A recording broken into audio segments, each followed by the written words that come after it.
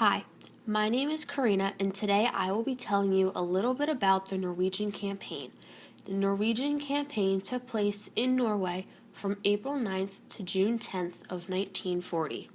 The countries involved were Germany, Norway, the United Kingdom, and France.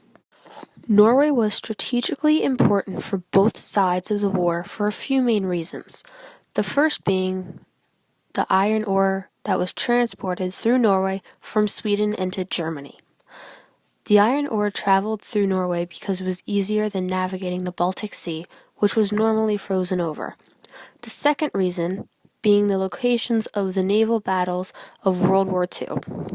If Britain was allied with Norway, then they would have had control of ports, which essentially cut Germany off from the North Sea and even posed a threat to their navy in the Baltic Sea.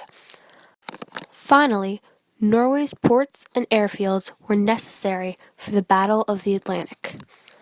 If Germany controlled Norway, then they could go farther towards the Atlantic in their aircrafts.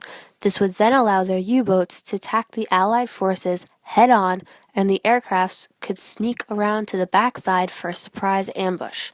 This would allow the defeat of the British blockade in the North Sea, and Germany would have had access to Great Britain's waters. Norway tried to stay as a neutral country.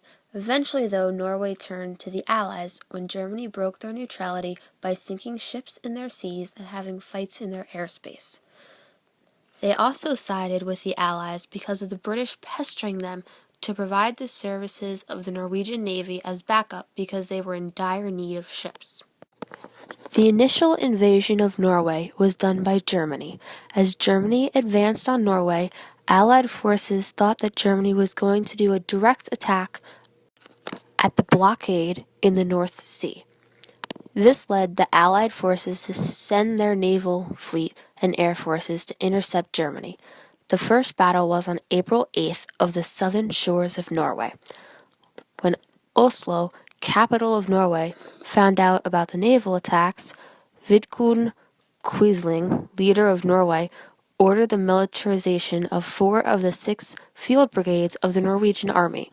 Unfortunately, miscommunication led to much confusion in the early days of the German invasion, in which delayed the mobilization of Norway's defenses.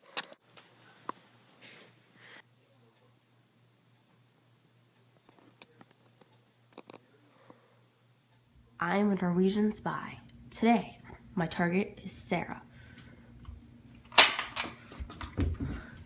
She's down! She's down! And she's dead. With Germany slowly but steadily heading north up Norway, the Allied force was losing hope. The Allied forces officially pulled out of Norway on May 24th due to the invasion of France. Norway kept fighting, but were losing horribly.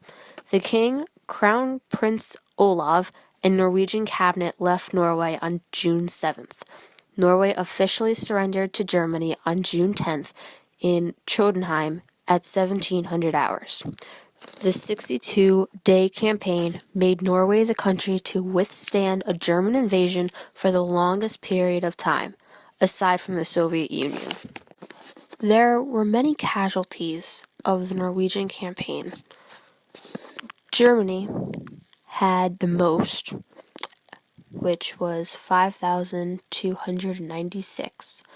They had 1,313 killed on land, 2,375 lost at sea, and 1,604 that were just wounded. Norway had about 1,700 casualties. 796 were killed on land, 440 were lost at sea, 64 were wounded, and about 400 civilians were killed as well. Great Britain had 4,369 casualties.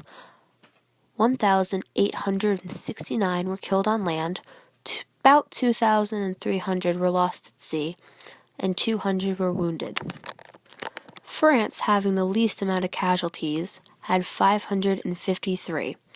400 were killed on land, 100 were lost at sea, and 53 were wounded.